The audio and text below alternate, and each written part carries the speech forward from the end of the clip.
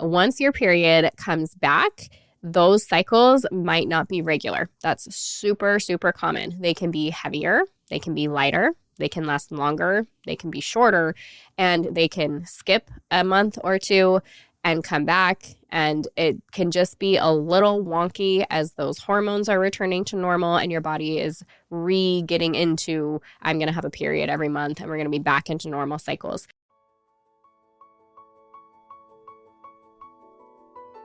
Getting pregnant and giving birth are two of the most exciting things you can ever hope to experience in this life. The moment you think you could be pregnant, you're frantically searching for all the best information, which is why you're here today. I'm Stephanie King, and with my many years of experience as a professional childbirth educator, doula, and lover of all things pregnancy, birth, and postpartum, I'm here to make preparing for your birth enjoyable, empowering, and totally easy. Each week, I'll cover different topics, interview professionals, and get into the nitty-gritty birth stories from mamas just like you. And when you're ready for more, you can join me in the My Essential Birth course at myessentialbirth.com, where I take you step by step through exactly how to prepare your mind, body, spirit, and partner for a birth you love. So let's get started.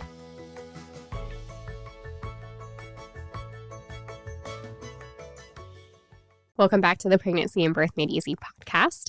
If you have not, I want you to go download our 3 exercise guide. You guys are going to hear me talking about this a little bit more because this guide is helping every mom that downloads it and uses it to have an easier, more comfortable birth. And I know that that's you if you are here listening. So myessentialbirth.com/3-exercises, or hit it up in the show notes, or I'll shoot it out in this week's weekly email. So I guess if you're not on the email list, you won't get it. So go grab the 3 exercise guide so you can get it. If you go to myessentialbirth.com, you can just click free cheat sheet or scroll down and grab it there as well. Today's topic actually came from something that happened in our private Facebook group. We had some moms talking about menstruation and curious about when does your menstrual cycle return, or what can I do to get it to return? Just a lot of questions around menstrual cycles in general and especially postpartum. And I'm like, actually, that is a great podcast discussion topic. So that's what we're going to dive into a little bit today. I think each mom is going to have it a little bit different. We certainly saw that even with like the question and then the comments that happened afterwards. And I know, just like birth and labor and all that stuff, everybody's different. It's just going to depend on you and your body and that pregnancy and what you're going through, hormones. There's a lot, but I want to give you some relative timelines and even some information about what you can do if it's not coming back, which for me, I was like, because I didn't walk through that personally, I'm like, oh yeah, women have an issue sometimes getting their periods back. My issue was always like, please don't come back. Like I feel you coming. I feel it's around the corner. I know it's going to come back. Don't come back yet. But it is a good thing for it to eventually come back. And it is a sign of fertility and general health for a woman. So if you are having that issue, or if maybe you're wanting to get pregnant and you're like, this is kind of taking a long time. Hello, body, let's do this. I will give you a couple of tips for that as well.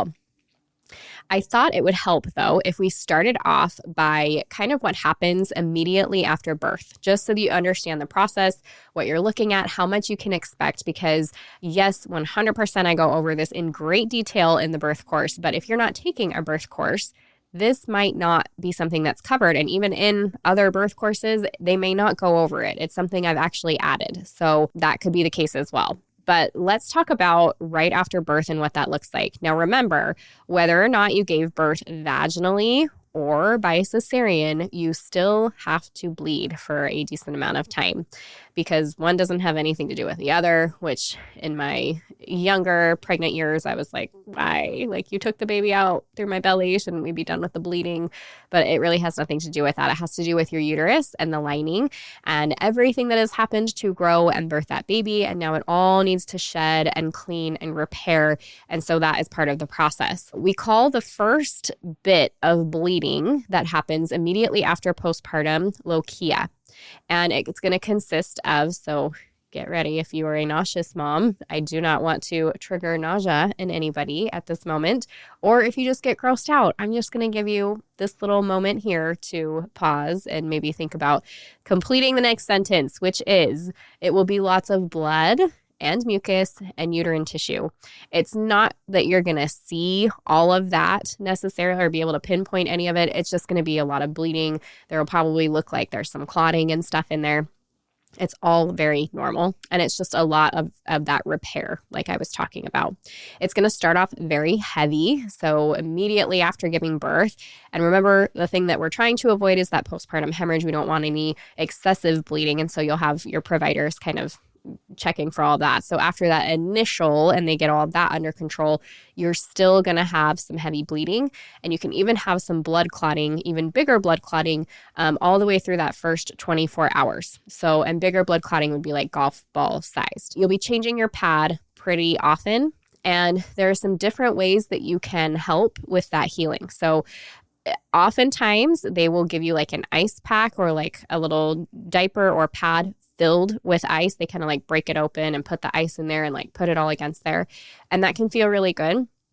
You can opt to not have that as well. There is some like back and forth about is ice actually healing? Like, even though it feels kind of good to have the numbing there, or is it actually stopping some of the healing? Like, your body needs to heat up in order to heal, or it's part of the process. So you can look into that and decide for yourself. The other thing that we recommend or is recommended can be like a perineal spray and Tux pads. Or you can kind of make your own. Again, we used to do like the whole like freezer pad thing, and I still have a recipe for that. But if the cold stuff is not your thing, you can still add witch hazel and lavender and anything else healing down there. Some will have colloidal silver or other healing herbs and stuff that goes into having a postpartum spray or some kind of postpartum healing that you're doing down there.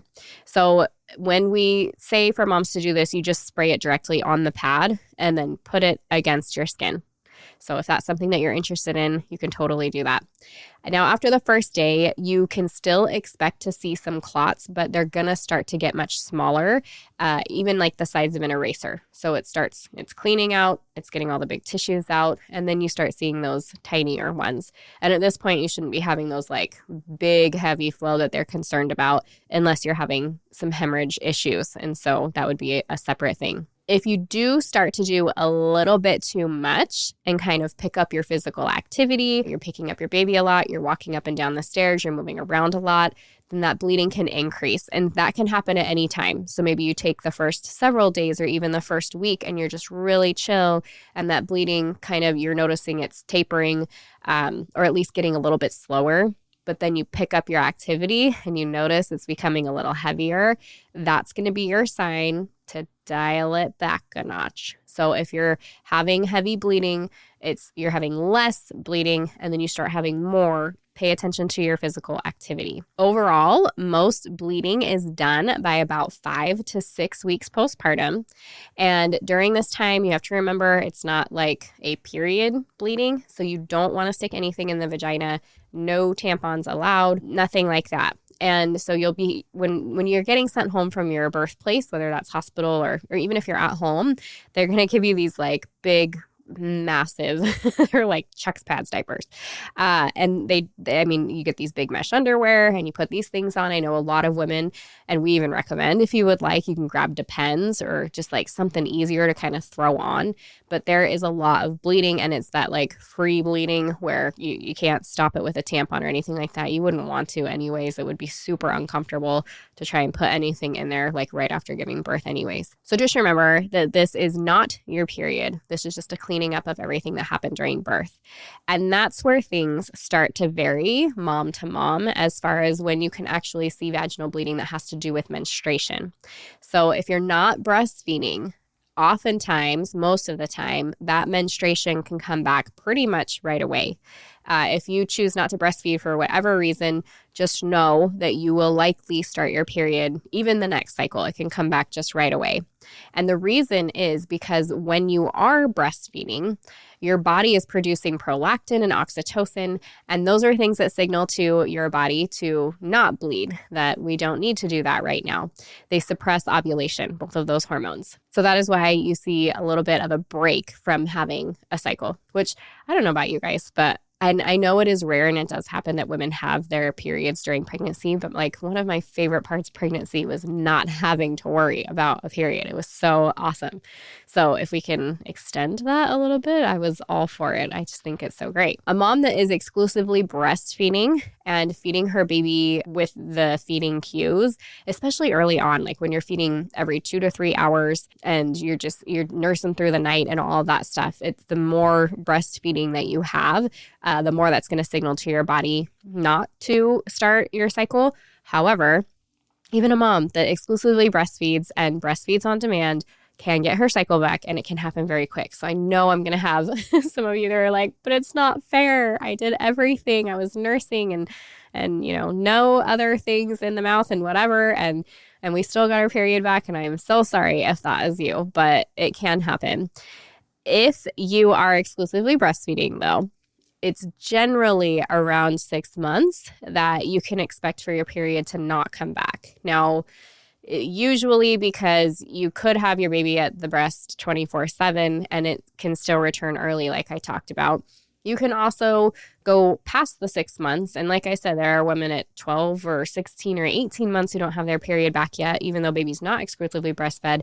And so they're still having issues with regulating the cycle. So it can kind of go either way. But on average, you're looking at a good 6 months if you're exclusively breastfed. I will say from the Facebook group, the comments that we saw a lot is from moms who were breastfeeding their babies. Many of them said that their cycles didn't come back until around the 12-month mark. Now, I know it was about 6 months for myself when I would introduce some solids when my baby was showing that they were ready for it. And it's so funny because with my third, I was so determined that I'm like, I know you can breastfeed them for like the whole first year. They don't ever need to touch any food.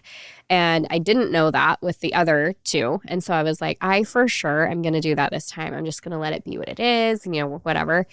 And he was like 5 months-ish. And it was like every bite of food that I would put in my mouth and he'd be on my lap or whatever. And he'd be like, oh, like, give me the food. I'm like, oh, this kid is way too ready. And it was so funny because the first thing I ever fed that little baby, I had actually made like a chicken curry. It was coconut curry chicken. I'll put the recipe in this week's email because it is a staple in our home and we love it and it's so good. But anyways, I was like, I'll just give him this little bite of whatever. He's 6 months old at this point. That kid did not spit any of it out. He gulped it down, wanted more. I'm like, there's so much seasoning, so much flavor. I didn't give him a ton because I'm like, I don't know what it's going to do to this poor kid.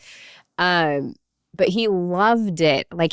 He was my eater. And I'm like, of course, it would be my last one when I have all the knowledge now. I mean, my other kids, I was like making their stuff from scratch and I had all this organization and all that.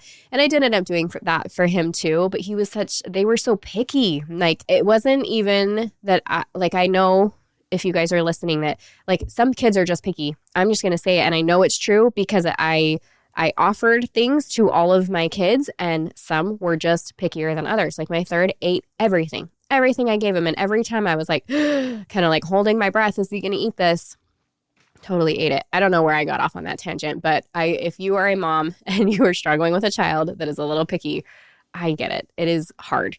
There are definitely different thoughts on how you can fix it and whatever else. But oh my gosh, my oldest, now I'm really on a tangent, my oldest would literally have like 5 different plates at any given meal because he couldn't even have his stuff on the same plate. And I know there are some other things going on there for sure. And he did eventually, like, it's fine. Now he has it all on his plate. Now he eats all kinds of things and it's really not a big deal anymore. But man, I was like, you're driving me nuts, kid. And are you okay? Like what is happening? But then that third kid and I'm like, oh, you're so easy. I didn't know I could have it so easy. Yes, eat all the things. And he's still that way. And I hope he marries somebody that cooks well because that kid just likes to eat. And that is the end of my rant. One thing to keep in mind, bringing it back to your cycle and breastfeeding and ovulation actually, is just because you are breastfeeding and just because you don't have your period does not mean you cannot get pregnant. It is true, you can still ovulate even though you are not menstruating. And I know that some women end up getting pregnant that way and they're very confused by it. So if you're here and you're listening and this is the first time you're hearing it, hear it again. You do not have to have your period in order to get pregnant. So don't think that, well, I haven't gotten my period back and we're 4 months out and you're not interested in having any more babies at this time or getting pregnant at this time. don't think that it is a free pass. There is nothing saying that you will not get pregnant. Assume ovulation is all I'm going to say. And you can track it. You can do the ovulation strips. You can do the temperature testing, all of that stuff. Even though you're not having a period cycle, you can still track those things. If you're planning to do like the natural family planning or something like that, where you track your cycle in order to decide when you're going to have intercourse and whatever, but just assume that you can get pregnant all the time. And I mean, how annoying is that to hear if you're a mom that's like, we tried forever and we couldn't get pregnant. But just in case, I did want you guys to know that. Also, once your period comes back, those cycles might not be regular. That's super, super common. They can be heavier, they can be lighter, they can last longer, they can be shorter, and they can skip a month or two and come back. And it can just be a little wonky as those hormones are returning to normal and your body is getting into, I'm going to have a period every month and we're going to be back into normal cycles. Now, I think that there's a lot happening in the background that I don't have time with this episode to get into. And that can be what's happening with your hormones, what's happening with your stress level, what your environment is doing, how much sleep you're getting, what your nutrition is up to. All of those things are going to play a part. And so the best way that you can help your body to be healthy and strong postpartum is to take care of it like you did when you were pregnant, provided that you did a good job of that. And that would be to make sure that you are hitting high protein, drinking tons of water, at least half your body weight in ounces of water. And when you're breastfeeding, you're even thirstier, so you can pick that up. But don't stop on the high protein. Keep drinking your water. Get your body outside every day for like 30 minutes and walk in the sun. And even if it's cold, even if it's overcast, even if it's winter, that is your job. You have got to take care of yourself. And you don't have to do it 30 minutes at a time. It could be 3 10-minute walks that you do. It could be 2 15-minute walks that you do. But you have to get your body outside and moving. And these things are not just for our physical body. They are for our mental and emotional state too. I have a lot of moms come to me that are like, I have postpartum depression or postpartum mood disorders, or I'm just not feeling right. And some of these things can be regulated by what I just mentioned. Sleep is on the top of the list. And if you have a newborn, let's not go crazy stressing about it. So yes, it's one of those sleep when the baby sleeps. If you have that ability to be able to do that, try to get stretches of sleep if your baby is getting stretches of sleep. And also, some of it is just survival in the beginning, and be gentle with yourself because that's normal too. Things will regulate. You'll get it figured out. Your body will adjust. Our bodies are so smart. So trust the process. But there are some things that we do have control over, that you do have control over, that I think you should take advantage of. And that includes what I just mentioned. But just know that when your cycle comes back, totally normal for it to not be regular. And it can do all kinds of things. Just from my own cycle. So I didn't realize I had endometriosis growing up. I didn't figure that out until after our third, and we were trying to get pregnant. And it was a whole thing. But along with that came painful periods, really heavy periods. I mean, I'd have to take like Midol or whatever just to be able to function. I'd be doubled over in pain. And I just felt like my body was so dramatic. And when I had my first son and I gave birth and I got my period back, I was like, oh my gosh, I just had a period without pain. That was a first for me that I could remember. Every time it hurt, I knew it was coming before it got there, and it was painful and uncomfortable in my head and like just everything. It was just awful. And after I had my son, the pain went away. Now I had other issues. I will say I did have very heavy periods at one point, like very, very heavy. And then I had a lot of blood clotting. My body has been through it. But again, knowing what I know now, I'd take it back to, let's do some testing and figure this out. And I would do everything that I just told you to do, which would be the high protein, the water, the diet, all the exercise, all that stuff. So just know that I have a little bit of experience with it. And so use that information as you will, but take advantage of somebody else who's gone through it and grab that information. The other thing that can happen is when your period comes back, your milk supply can kind of dip, and particularly during your cycle. So if you know that is happening, you should increase the amount of protein that you're eating and increase your water, decrease your movement. So if you are exercising and stuff like that, that's not the week to, like, as you're coming up to it, even a day or two before. And while you're on it, if you're noticing that dip, kind of decrease your movement and increase your protein and water intake. But it's not uncommon for that to happen. And even though you get a dip during your period, it should spike back up. And that is also very normal. The bottom line is you can't really know for sure when your cycle is going to return, but breastfeeding exclusively is a good way to not only feed your baby, but also maybe delay that a little bit for a few months, if not longer. And it's something for you to enjoy, obviously, with your new baby, because that bonding time and everything else that comes with breastfeeding is just so fun. So if you're able to breastfeed, it's something that you're planning to do. I've shared it before. It's one of the things that I miss the most. Oddly, I will still dream about it occasionally. I just miss breastfeeding my babies. And I don't remember ever thinking about the cycle part of it. I was just like, oh my gosh, I just love you so much. And it's such a sweet way to be able to bond with your baby. Now, I did tell you that I was going to touch on a couple of ways that we can help the body return to having a cycle if you are someone that it's just good for everybody to know, but especially if you're a mom that's it's been 9 months, 12 months, 18 months, and we're not having a cycle. And I know, especially for moms who are trying to conceive, that can be really concerning, because sometimes when you are not having a cycle, it also means you are not ovulating. So I told you, plan to get pregnant at all times. However, there are going to be women who are not having a cycle and are unable to get pregnant, and they would like to. But whether or not you're trying to get pregnant, if you are looking for a way to get your cycle back, I'm going to talk about a couple of those things right now. One of the ways that you might be told to help get that cycle back is to wean your baby from breastfeeding. Now, that is obviously totally personal.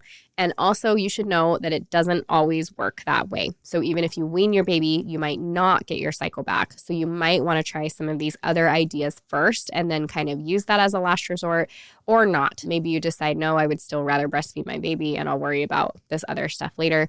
It's definitely a personal decision. But that is one way that I know people will say kind of right away, oh, we have to stop breastfeeding before anything happens. And that's not true. That's not necessarily true. That doesn't need to be the thing that happens in order for you to get your cycle back. So I want to run through a couple other ideas. Sometimes when our cycle has not returned, what we really need to do is replenish our nutrient stores, which is kind of what I was talking to you about, eating a lot of good, healthy meats. I would say make sure that you get that red meat in there too, because iron and B12 and zinc and magnesium, these things that we find, even iodine, selenium, all these things that we find in meat is really important for our bodies to be able to function. And that even includes the fat. So you want some good animal fats. Other things can be like avocados, but think of wild caught salmon and New York steak, and it doesn't have to be New York, just steak, but things that have all the nutrients and stuff that you're looking for. And the majority of that is going to come from your really good meat protein sources. Some herbal support that may or may not be recommended, and I'm throwing ideas out here. I'm not telling you to do this by any means, and it should be done under the care of a provider, be it a naturopath or a holistic provider or your provider, if they're comfortable with you, walking through some of these things. I mean, even when we're talking to OBs, I'm telling you guys about clary sage oil and red raspberry leaf tea. I mean, we talk about these things. So some providers know about this already, but chasteberry is one of them that promotes progesterone, and it can gently stimulate ovulation. But again, this is kind of, even talking about the herbal stuff, red raspberry leaf tea and nettle tea, those are also ones. They nourish the uterus. They help rebuild minerals. But if you are looking at something that's going to touch on your sex hormones, like creates progesterone or causes estrogen to do whatever, that is something that you probably want to know where your sex hormones are at before just adding it in. There are ways that you can look at oh, I'm having this symptom or that symptom, and maybe I'll try this. And you can totally play around. It's your body. You get to do what you want. But it might be helpful for you to kind of have a baseline too. And so if that's something that you can do, getting in with somebody who can kind of do that, like a functional medicine doctor or somebody like that, who can do a full panel, and it looks at not just your T3, but some of your other hormones, your thyroid and all that stuff, that can be really helpful if this is an issue that you're having. Another thing that I know is so much easier said than done is to reduce our stress. And this is something I have a constant problem with. I feel like my cortisol is always very high. It just is the way that I run. And so if that's you too, I totally get it. But If you can add in a morning meditation, if you add in prayer or scripture study, if you go on a morning walk, if you can do yoga, something like that, focusing on your breathing for 10 minutes in the morning. You can do castor oil packs on your lower abdomen. There are some different things that can kind of improve your mental and emotional state and help you feel more grounded and less stressed. All of that can be really helpful. And then we talked about it before, but even tracking your cycle. So say that your cycle is not coming back. You can still do basal body temperature and test that every morning and see, am I ovulating at all? Or you can do ovulation strips and just kind of check that there. Now, I know if you're like, no, we've been trying for like 6 months, we have sex all the time, something isn't right, or they're like, for sure, I'm not ovulating yet, then that's fine. But tracking it might also give you peace of mind or some information to bring into your provider, which I think can be a little bit helpful. I did say you want to prioritize sleep, and it is wonderful when you can, even if you need help from your birth partner or you need to call some other help in, whether that's a family member or paid like postpartum doula or somebody like that, because sleep is so important. And if it's been 9 months and your baby's not sleeping and you're still not sleeping, then maybe that's something to look at too. But some other things that can be really helpful is taking like a magnesium glycinate supplement before you go to bed. Ashwagandha is known for helping create restful sleep, and it's supposed to help with cortisol balance. And then if you are able to, like I said, sleep when that baby sleeps, but I hate saying that to moms because they're like, don't you think I would? Don't you think I don't have another million things I need to do? But try to if you can. And there's nothing better than a baby nap anyways, right? Like how often are we really going to get to slow our lives down and just sit and hug on and sleep with our kids? So for when you can and for what it's worth, I think you should try. As I mentioned before, maybe I should have put it here, but kind of thinking of like when you've tried all the things and it's not working, like maybe that's a good time to go get evaluated. That's when I would say I think it's really helpful to have somebody, like I'd said before, run a full hormone panel where they're checking your thyroid, like your TSH, your free T3, your T4, your prolactin, your luteinizing hormone, your follicle stimulating hormone, estradiol, progesterone, like your ferritin. All of those things will give somebody a bigger picture on what is happening behind closed doors, like things that we can't see and can't figure out on our own. Sometimes we really do need a little bit of extra help and somebody who can walk us through that process. So if that sounds like where you're at, then do what you can to reach out to somebody. But start with those simple things first. Start with getting yourself outside every day, eating high protein, drinking lots of water. Other supplements that we know are really good are iodine and D3 or vitamin D3 and fish oil. But again, it is really helpful to have somebody that can say, oh, I understand what you're needing and in what amounts and lean this way. But I'm always for if we can like not do the supplements and just eat well and get our bodies outside and allow things time to regulate, I always vote for that. So if you're noticing, I'd say a lot of the times with moms who are having an issue with the menstrual cycle and stuff coming back, take a look at what you're doing in your daily life first. Try and focus on those things. See if it corrects itself in a couple of weeks or give it a month or two, and then kind of reach out for help if you need it. And just a gentle reminder before I go that your body is doing exactly what it needs to be doing. We so often want to step in and correct or fix, and I'm 100% guilty of this as well. And sometimes our body just needs to be able to go through whatever processes it needs to be able to go through in order to heal and get back on track. So remember, the menstrual cycle is not just about fertility. It's really about our overall vitality and health. So be patient and kind with yourself. If it's a season of deep restoration, then honor it. That might be exactly what you need to be doing right now. As always, if you guys have any questions and it's not something I covered here or something you want to go a little bit more in depth about, you can always feel free to reach out on Instagram at myessentialbirth. You can DM me or at hello@myessentialbirth.com. If you loved what you heard today, the very best way to support this podcast and help other moms to find it is to leave a quick review. I read one at the beginning of the episodes, and I would love for yours to be next. And if you're ready for even more pregnancy, birth, and postpartum goodness, come join me in the My Essential Birth course at myessentialbirth.com, where I will hold your hand and walk you through pregnancy and birth step by step so you're totally prepared for a birth you'll love. See you next week.